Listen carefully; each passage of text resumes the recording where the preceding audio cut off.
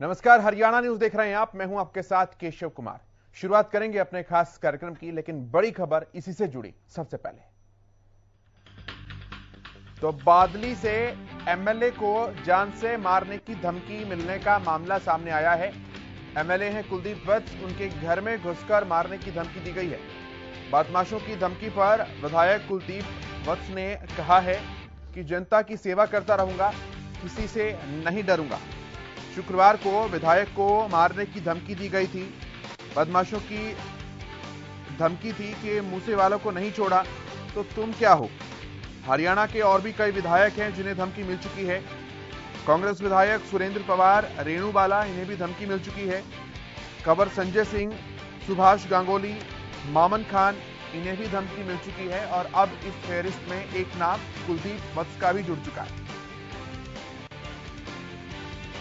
बादली से कांग्रेस के विधायक कुलदीप वत्स, छडौरा की कांग्रेस विधायक रेणु बाला, सोनीपत के कांग्रेस विधायक सुरेंद्र पवार, सोहना से भाजपा विधायक कंवर संजय सिंह, सफीदों से कांग्रेस विधायक सुभाष गांगुली और फिरोजपुर झिरका के कांग्रेस विधायक मामन खान, इन्हें धमकी मिल चुकी है। आपको वो प्रतिक्रिया भी सुनाते हैं जो कुलदीप वत्स ने धमकी मिलने की बात दी है। सुनिए जरा। भगवान ने लिखा है वो होगा। मैंने कोविड टाइम में मैंने 5 बार मौत को नजदीक से देखा है। भगवान ने उस टाइम मेरे को जीवन दिया है, तो मेरा जीवन प्रत्येक उस व्यक्ति के हिफाजत के लिए, उस प्रत्येक व्यक्ति की भविष्य के लिए, मेरा बादली क्षेत्र हो चाहे मेरे हरियाणा के लोगों का हो, तो मैं हमारा एक फर्ज बनता है जो 5 साल की हमारे को जिम्मेवारी दी है, तो हम लोगों की सेवा करें, लोगों की आवाज उठाएं। कोई लोग अगर हमारे को धमकी देंगे कि हमारे को दबाना चाहते हो या हमारी आवाज को दबाना चाहते हो, तो मैं ये दबने वाला नहीं।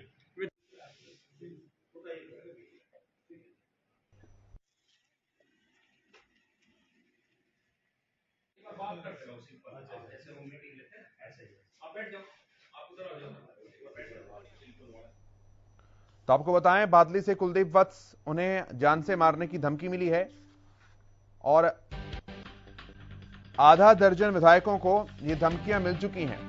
मामला मुख्यमंत्री, गृह मंत्री और प्रदेश के राज्यपाल तक भी पहुंचा।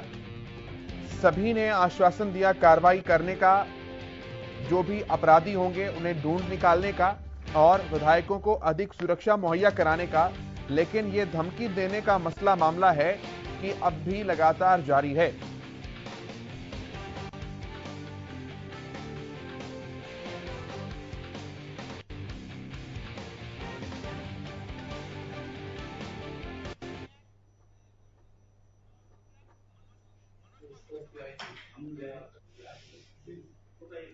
चलिए इस विषय पर बात करते हैं। जो पैनल मेरे साथ जुड़ा है उनका परिचय आपसे कराऊं। हमारे साथ केवल ढींगरा जी हैं, कांग्रेस पार्टी के प्रवक्ता हैं। प्रवीण अत्रे साहब हमारे साथ हैं, भारतीय जनता पार्टी के प्रवक्ता हैं। और संवाददाता मनोज कौशिक भी हमारे साथ हैं। बहुत स्वागत है आप सभी का। मनोज, सबसे पहले मैं आपको अपडेट्स जानना चाहूंगा आपसे। बताइए क्या कुछ जानकारी है आपके पास। मनोज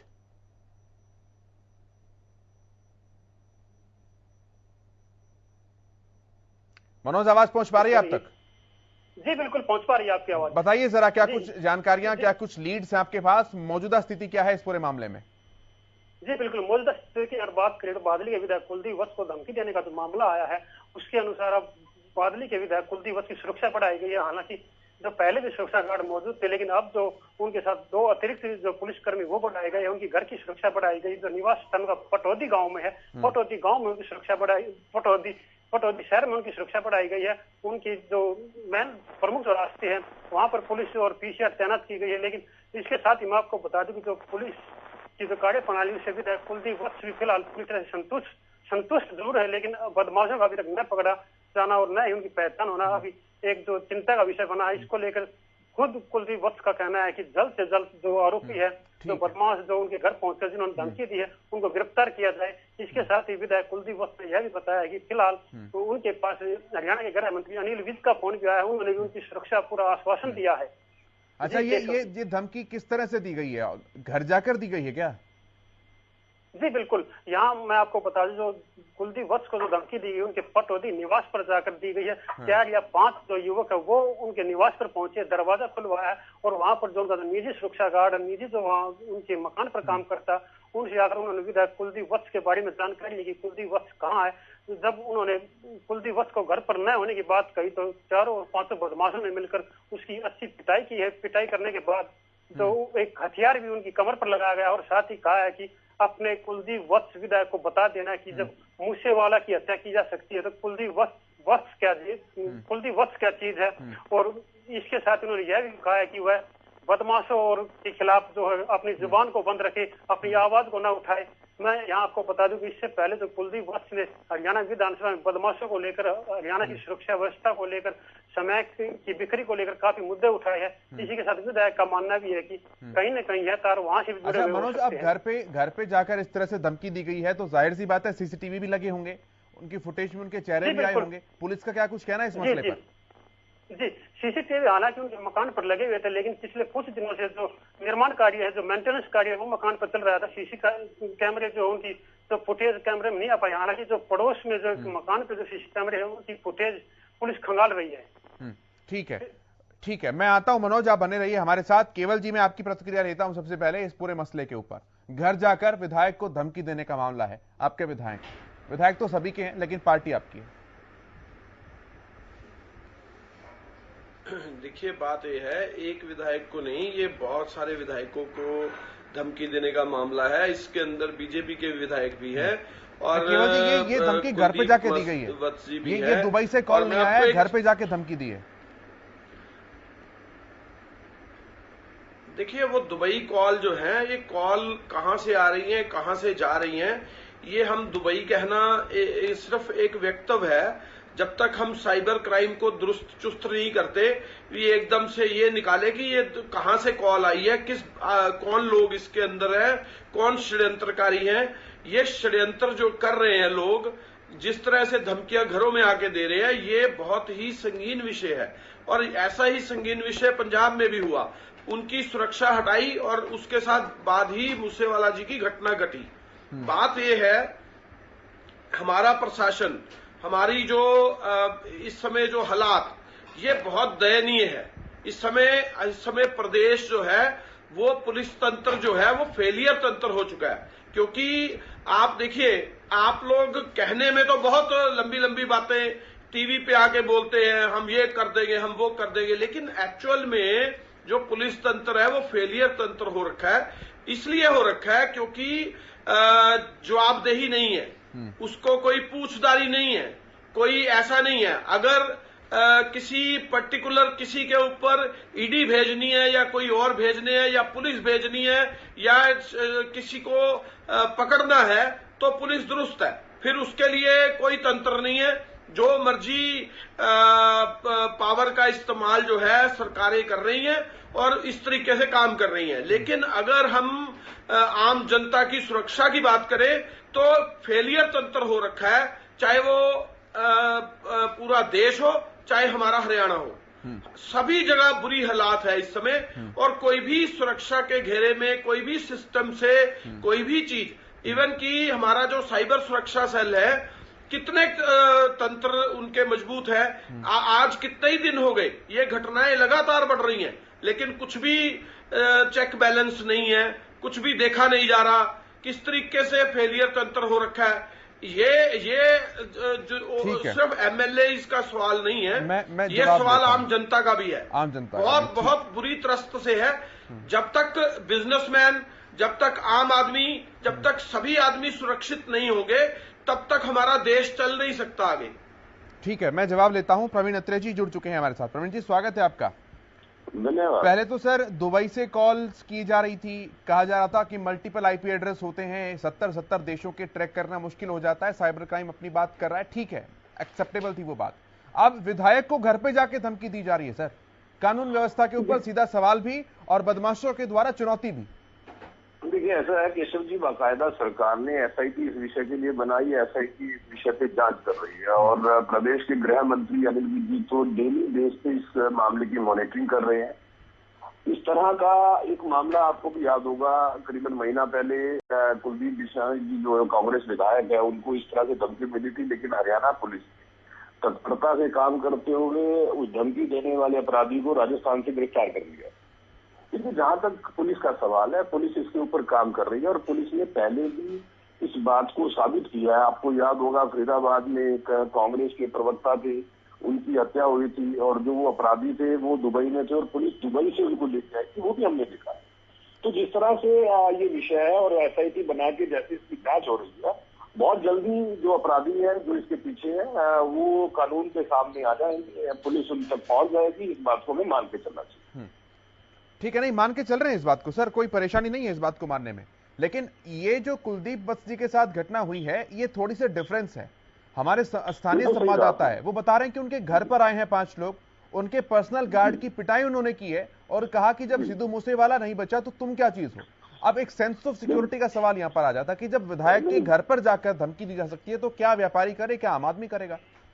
बिल्कुल ठीक कहा आपने केशव जी, क्योंकि ये विषय थोड़ा सा डिफरेंट है। क्योंकि पहले वाले मामलों में व्हाट्सएप कॉल का प्रयोग हुआ है, विदेश से कॉल आई है, तो उसमें आईपी एड्रेस को फाइंड आउट करने में थोड़ा समय लगता है। लेकिन जो कुलदीप बस्ती वाला विषय है, इसमें जैसे उनके घर पे गए, सीसीटीवी कैमराज उनके घर पे लगे हुए हैं, जैसे मनोज जी भी बता रहे थे, और पुलिस जो है सीसीटीवी कैमराज की जो रिकॉर्डिंग है उसको छान रही है, तो स्वाभाविक है ये तो अपराधी बहुत जल्द पुलिस की गिरफ्त में होंगे। क्योंकि इस विषय में जब सीसीटीवी कैमराज में उनके चेहरे आ गए हैं, उनकी पहचान आ गई है, मुझे नहीं लगता कि इसमें 48 घंटे से ज्यादा लगेंगे कि ये अपराधी पुलिस की गिरफ्त में होंगे।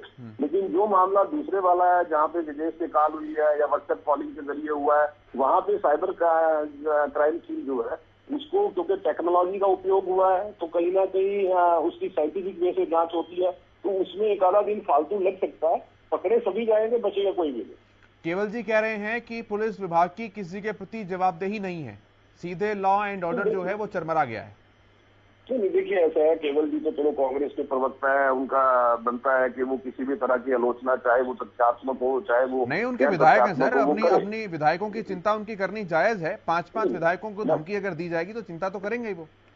नहीं, बिल्कुल करनी चाहिए, लेकिन उनको विश्वास भी करना चाहिए। कुलदीप बिश्नोई जी उन्हीं के विधायक थे जिनको धमकी मिली और तुरंत पुलिस ने कार्रवाई करके राजस्थान से गिरफ्तार कर लिया। जो फरीदाबाद में उन्हीं की पार्टी के प्रवक्ता थे जिनके साथ ये हादसा हुआ, पुलिस विदेश से अपराधी को पकड़ के ले आई, आज वो जेल में है। तो कहीं ना कहीं पुलिस के ऊपर विश्वास भी करना चाहिए, कहीं ना कहीं इंतजार करना चाहिए कि अपराधी बचेगा नहीं, चाहे वो कोई भी क्यों ना हो। केवल जी वो आश्वस्त कर रहे हैं कि अपराधी बचेगा नहीं, चाहे कोई भी हो। देखिए एसआईटी बहुत सारी बनी है, पहले भी बहुत सारी एसआईटी बनी है, लेकिन एसआईटी का आगे जो मामला है कई बार लटकता है, चलता रहता है, जांचें चलती रहती हैं, लेकिन उसमें से कई बार निकलता कुछ नहीं है। हमने बहुत सारी जांचें देखी हैं, उनकी जांचों की रिपोर्ट ही कई बार सालों साल नहीं आती और कई बार जांचें ऐसे ही पड़ी रह जाती हैं। बात सवाल ये है कि जिस तरह से घर पे लोग आ जाते हैं, अगर वो आदमी यही आइडेंटिफाई नहीं कर पा रहे कि वो लोग कौन थे, और ये मामला आज का तो नहीं है, ये मामला कल परसों का है, और ये जब इस तरह की स्थितियां आती हैं तो 2-2, 3-3 दिन तक यही नहीं पता चल पाता। ना कोई अभी एसआईटी ठीक है बना दी, कोई बात नहीं, बनानी चाहिए, लेकिन कई मामले ऐसे हैं। अभी एक वीडियो भी कुछ दिन पहले वायरल हो रहा था कि कोई आदमी अपने मुंह पे ऊपर कपड़ा लपेट के आंखें सिर्फ दिख रही हैं और वो इस तरह का अपराध कर रहा है। तो ऐसे कई उदाहरण हैं। आप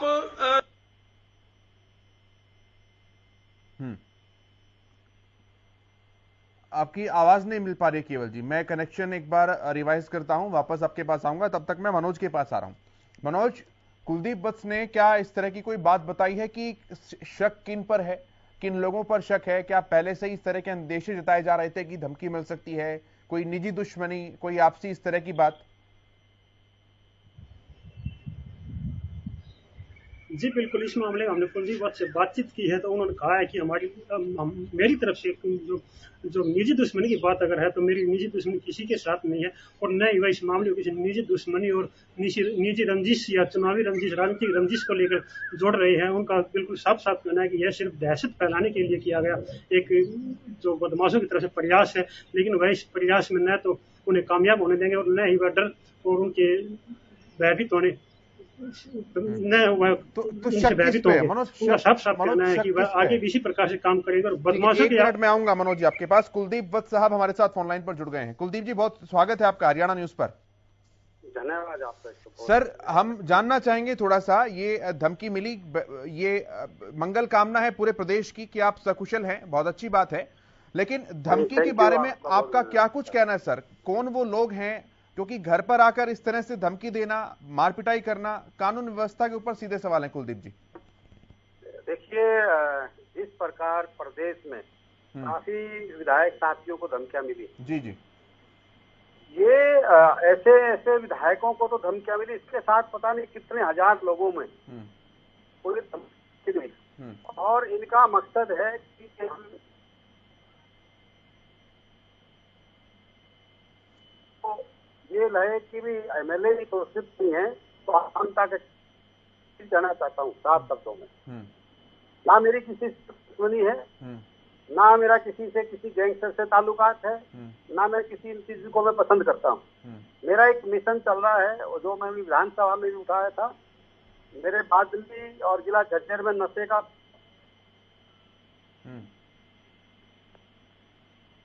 व्यवस्था पे भी बोला था और नशे के ऊपर भी बोला था। और वो मैं छाती ठोक के, सीना ठोक के कहता हूँ, मैं किसी की धमकियों से डरने वाला नहीं हूँ। मैं नशे के खिलाफ मेरी लड़ाई जारी रहेगी। लोगों का देखे, देश का फौजी और एक देश का पुलिस और पॉलिटिकल आदमी, इन क्या हाल होगा?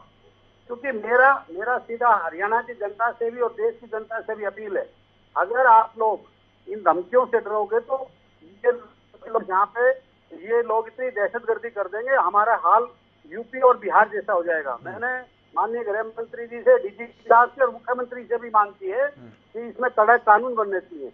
और जो जनता के अंदर भय की बात की जा रही है, आज रंगदारी मांगी जा रही है, इस प्रकार को रोकने के लिए कोई न कोई स्ट्रॉन्ग कदम उठाना चाहिए। और पूरी पुलिस प्रशासन को तक बनाए, आधुनिक हथियार दें, व्हीकल दें और उनको छूट दें कि इस प्रकार का जो माहौल आज हरियाणा के अंदर हो रहा है। देखिए, जो एक विधायकों को आप शराब धमकियां मिल रही हैं, एक आम लोगों को धमकियां मिल रही हैं, तो इससे बड़ा और क्या होगा?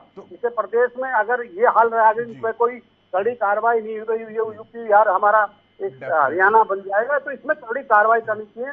और मैं विज साहब को बताया, आपने अनिल विज जी को बताया पूरे घटनाक्रम के बारे में? मैंने अनिल विज जी का मेरे पास फोन आया था और अनिल विज जी ने कहा भी मैं स्ट्रॉन्ग वो कर रहा हूँ, और डीजीपी साहब का भी फोन आया और भी तमाम अधिकारियों के। पुलिस ने पूरे सतर्कता के तहत पूर्ण रूप से उसमें एक्शन लिया है। और देखिए, जहाँ तक डरने की और धमकी की बात है, मैं सीना ठोक के कहता हूँ, मैं ना किसी धमकी से डरता, ना किसी बदमाश से डरता। मेरे ऊपर मेरी पूरी बादली क्षेत्र का मेरी जनता का आशीर्वाद है, वो मेरी स्वयं रक्षा कर रहे हैं और भगवान का मेरे पास आशीर्वाद है। मैंने मौत को 5 बार नजदीक से देखा है कोविड टाइम पे। मैं इस चीज से नहीं डरने वाला। और मैं हरियाणा के प्रत्येक व्यक्ति को एक मैसेज देना चाहता हूँ, प्रत्येक एमएलए को मैसेज देना चाहता हूँ कि अगर आप लोग इन धमकियों से डरोगे तो आम जनता का कुछ नहीं हो सकता। अगर पुलिस ऑफिसर या पुलिस वाले और नेता इन धमकियों से डरेंगे तो आम जनता का क्या हाल होगा? मुख्यमंत्री ने संज्ञान लेना चाहिए। आपकी बहादुरी को सलाम है सर, लेकिन प्रदेशवासी ये भी चाहते हैं कि आप बिल्कुल महफूज रहें। आपकी सुरक्षा व्यवस्था क्या बढ़ाई गई है थोड़ी सी? देखिए, मेरी सुरक्षा व्यवस्था बढ़ाई गई है जी, पर मैंने जो मेरे घर पे गार्ड लगे, मैंने मना किया। क्योंकि अगर हमारे घर पे गार्ड लगेगी तो वो आम जनता की रक्षा क्या होगी? आम जनता की रक्षा करें, मैं जो गनमैन है उनसे काम चला लूंगा। पर मैं एक बात जरूर कह रहा हूँ, मैं भी संयम के साथ और हौसले के साथ रहूंगा। और अपने आप लोगों की दुआ, पूरे प्रदेश की दुआ हमारे साथ है। और मैं तो बिल्कुल डट के एक बात कह रहा हूँ, जन्म और मृत्यु किसी के हाथ में नहीं है। जिस दिन जिसकी आ रही है वो आएगी। अगर आपने इस प्रदेश से गुंडागर्दी को, नशे को खत्म करना है तो आप लोगों ने आगे आना पड़ेगा, अपनी आवाज को बुलंदी से उठाना पड़ेगा। मैं जनता से अपील करता हूँ, क्योंकि आज देखिए, मैं हरियाणा न्यूज से भी मैं रिक्वेस्ट करूंगा, आप लोग भी जिस प्रकार से इन क्रिमिनलों को दिखाते हैं, इनका बैन लगाएं। और इनको हमने कहीं ना कहीं किसी न किसी रूप में कंडम करना पड़ेगा। अगर हम इनको हीरो बनाते रहेंगे तो ये लोगों के साथ ऐसे ही धमकियां देंगे। मेरे को पता लगी है कि करीब कई हजार लोगों को ऐसी धमकियां आई हैं, जिनसे करोड़ों रुपयों की जो इन्होंने वसूली की बताई जाती है। तो ऐसे लोगों से भी मैं रिक्वेस्ट करूंगा कि वो लोग सामने आए और बताएं और डरे ना किसी से। तो आप स्थानीय SHO और पुलिस अधिकारी हैं, क्या उनके साथ आप कोऑर्डिनेट कर रहे हैं? उनकी पहचान की गई है उन लोगों की जो घर में आकर धमकियां देके गए? अभी वो पुलिस अपनी जांच कर रही है। हाँ। मैं पिछले 3-4 महीने से मेरे को सर्चिंग गए हैं, पीछे गाड़ियां भी लगी है, मैंने DCP को भी एक गाड़ी का नंबर दिया। तो कहीं ना कहीं आप पुलिस ने भी आगे आना पड़ेगा। पुलिस ने खुल के लोगों को आश्वस्त करना पड़ेगा कि पुलिस आपकी रक्षा के लिए खड़ी है। तो कुलदीप जी, जिन नशा तस्करों के खिलाफ आप आवाज उठा रहे हैं, आपको लगता है कि ये उन्हीं के द्वारा किया गया है? देखिए, ये जो भी है, ये मैं ये नहीं कह सकता वो है। हाँ। पर कौन है क्या है ये तो पुलिस का काम है ढूंढ। हाँ। आपका कोई शक संदेह किसी के ऊपर कुलदीप जी? जी नहीं, मेरा कोई किसी पे संदेह नहीं है। हाँ। ना मेरा जी। मैं सबसे ज्यादा मैं धन्यवाद करता हूँ जज्जर पुलिस कप्तान का और उसकी पूरी टीम का। जी। हमने एक मिशन उठाया था हरियाणा न्यूज को मैं बताना चाहता हूँ। नशे के खिलाफ मेरे बादली गांव के आसपास बहुत बुरी हालत थी, बदमाशों की भी थी, नशे की। तो हमने काफी 80% हमने उसको काबू किया है।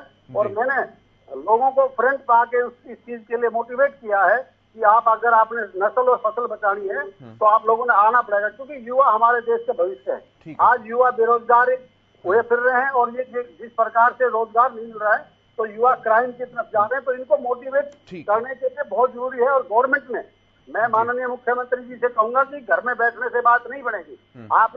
आपने प्रत्येक व्यक्ति की सुरक्षा की जिम्मेवारी आप लोगों की है। आप लोग चुप बैठने से काम नहीं चलेगा। ठीक है वत्स साहब, बहुत शुक्रिया आपका। आप अपना ध्यान रखिए, प्रदेशवासियों की मंगल कामना है आपके प्रति। आप महफूज रहें, सुरक्षित रहें। बहुत शुक्रिया आपका अपना कीमती समय हरियाणा न्यूज को देने के लिए। अत्रे साहब, आपकी प्रतिक्रिया चाहूंगा इस पूरी कन्वर्सेशन के ऊपर जल्दी से। देखिए, ऐसा है केशव जी, जहां तक कुलदीप जी ने भी ये बात कही, कुलके मैं जज्जर पुलिस कप्तान का धन्यवाद करता हूं। तो कहीं ना कहीं पुलिस के काम से संतुष्ट है कुलदीप जी। रही बात जिन लोगों ने कुलदीप जी को धमकी दी, वो बहुत जल्द पुलिस गिरफ्त में होंगे। और जब वो गिरफ्त में होंगे तो सच हम सबके सामने आ जाएगा कि वो कौन लोग हैं, उन्होंने ये हरकत क्यों की है, उनका मोटिव क्या है। दूसरी बात, सरकार ने इस बात पे संज्ञान लिया। इस बात का उदाहरण ये है कि तुरंत गृह मंत्री ने कुलदीप जी से बात की, DGP हरियाणा ने कुलदीप जी से बात की। वो तभी संभव हुआ है कि हरियाणा सरकार कानून व्यवस्था के मामले में तत्परता से काम करती है। हरियाणा के मुख्यमंत्री इन बातों का संज्ञान ले रहे हैं, तभी ऐसा संभव होता है। कुलदीप जी आपके चैनल पे खुद ये मान ले। रही बात जो कुलदीप जी ने बात कही है, बिल्कुल ठीक बात है कि हमें खुद मजबूती से अपनी बात रखनी चाहिए। अगर किसी व्यक्ति के साथ कोई ऐसी हरकत होती है, उसको तुरंत पुलिस को इस बात की जानकारी देनी चाहिए, पुलिस में शिकायत करनी चाहिए, जिससे जो पुलिस कार्रवाई करके ऐसे अपराधियों को पकड़ सके। तभी इस तरह के अपराधियों पे लगाम लगती है। कई बार होता यह है कि हम लोग जो है किन्हीं भी कारणों से चिट्ठी साथ जाते हैं, ऐसे में इस तरह के अपराधी तत्वों को हौसले बुलंद होते हैं, हमें सामने आके पुलिस को शिकायत करनी चाहिए। और रही बात, जैसे कुलदीप जी ने कहा कि उनको अपनी जान की परवाह नहीं है, लेकिन चाहे भले उनको ना हो, लेकिन हमें है, क्योंकि वो जनप्रतिनिधि है। वो एक कम से कम 2 लाख लोगों का प्रतिनिधित्व करते हैं। और जब वो इस तरह का काम कर रहे हैं, बेहतर काम कर रहे हैं, तो उनकी सुरक्षा सरकार की जिम्मेदारी बनती है। इसलिए सरकार ने बाकायदा उनकी सुरक्षा बढ़ाई है, उनके घर पे गार्ड लगाई है। तो और कहीं ना कहीं जब अपराधी काबू में आ जाएंगे तो बहुत सी चीजें हमारे सामने स्पष्ट हो जाएंगी। तो हरियाणा सरकार ने जो तत्परता इस विषय में दिखाई, जिस तरह से SIT का गठन किया, जैसे कुलदीप जी के मामले में कार्रवाई की है, मुझे लगता है कि इस तत्परता का परिणाम हमारे सामने बहुत जल्द होगा। केवल जी, फाइनल रिएक्शन चाहूंगा मैं आपकी। जी देखिए, प्रवीण अत्री जी ने जो बात कही है, इसको चुस्ती से लेना चाहिए। प्रशासन को पूरे चुस्त दुरुस्त होकर लेना चाहिए। इनकी पॉजिटिव भाषा है वो होनी चाहिए। और सरकार को भी इसी तरह से कदम उठाने चाहिए कि हमारे प्रदेश का व्यापारी, आम आदमी, सभी आदमी सुरक्षित हो। MLA तक पहुंचने की किसी की हिम्मत ना हो पाए, क्योंकि पिछले 8 साल के अंदर पुलिस प्रशासन और दूसरी चीजों के ऊपर ढील दे रखी थी। वो ढील जो है वो सख्ती से करनी चाहिए और सख्त रवैया अपनाना पड़ेगा। जिस तरह से हमारे प्रदेश के अंदर इस समय चरमराई हुई हालात है, उसको ठीक करने के लिए जो हालात बिगड़ भी जाते हैं तो उसको ठीक भी किया जा सकता है। तो अभी भी कोई ऐसा नहीं हुआ कि बहुत ज्यादा बिगड़ गया। इसको दुरुस्त करने के लिए सिस्टम को मजबूत करना पड़ेगा। सिर्फ खोखली बातें करके नहीं करना पड़ेगा। इसको चुस्त दुरुस्त बनाने के लिए जिस तरह से इक्विपमेंट की बात करी, इक्विपमेंट भी होनी चाहिए, गाड़ियां भी चुस्त दुरुस्त होनी चाहिए, पुलिस का सिस्टम भी दुरुस्त, उनकी गन्स भी होनी चाहिए, उनका सिस्टम भी होना चाहिए।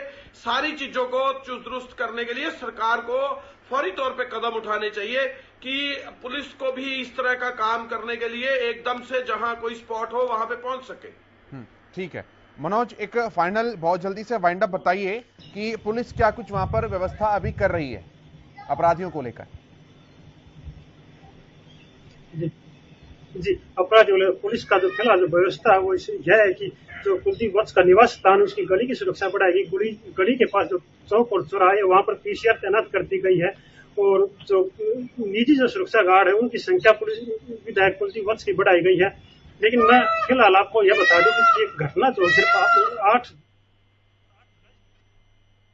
4 दिन करीब हो चुकी है, लेकिन अभी तक बदमाशों न पकड़ा जाना और न ही उनका कोई सुराग और उनका कोई जो पहचान वो नहीं हो पाई, एक चिंता का विषय जरूर है, क्योंकि एक जनप्रतिनिधि के साथ ऐसा व्यवहार है तो एक आम जनता के साथ क्या हाल हो रहा होगा। ठीक है, अत्रे साहब बहुत जल्दी से फाइनल कमेंट एक बार। देखिए, ऐसा है, जो बात कुलदीप जी ने भी कही थी, केवल जी भी कह रहे हैं कि पुलिस कर्मियों को आधुनिक जो है उनके इक्विपमेंट्स हो, हरियाणा सरकार ने बाकायदा गाड़ी के नाम पे जिसका जिक्र कुलदीप जी कर रहे थे, नई इनोवा गाड़ी पुलिस को प्रोवाइड करवाई है। वो हम सब ने देखा है, वो इनोवा गाड़ी हम देखते हैं जिसमें पुलिस पेट्रोलिंग करती है। बाकायदा पुलिस की वर्दी के लिए जो बचा है उसके अंदर बढ़ोतरी की है, पुलिस को नए जो है वेपन्स जो है वो प्रोवाइड किए हैं। ये सब काम तो मनोहर सरकार पहले से कर चुकी है और उसके अलावा भी जो जो चीजों की रिक्वायरमेंट होगी सरकार टाइम टू टाइम वो करती है। चाहे पुलिस बल में कर्मियों की संख्या बढ़ाने की बात है, महिला कर्मियों की संख्या बढ़ाने की बात है, ये सब काम तो सरकार लगातार कर रही है और पहले कर चुकी है। ठीक है, तो विषय ये है कि जो कुलदीप जी वाला मामला है उसके अंदर नतीजा बहुत जल्द मिलेगा, जिस तरह की स्थिति दिख रही है। ठीक है सर, बहुत शुक्रिया आपका। केवल जी, प्रवीण जी, मनोज जी, चर्चा में शामिल होने के लिए, अपना कीमती समय देने के लिए बहुत धन्यवाद, बहुत शुक्रिया। इस कार्यक्रम में मेरे साथ इतना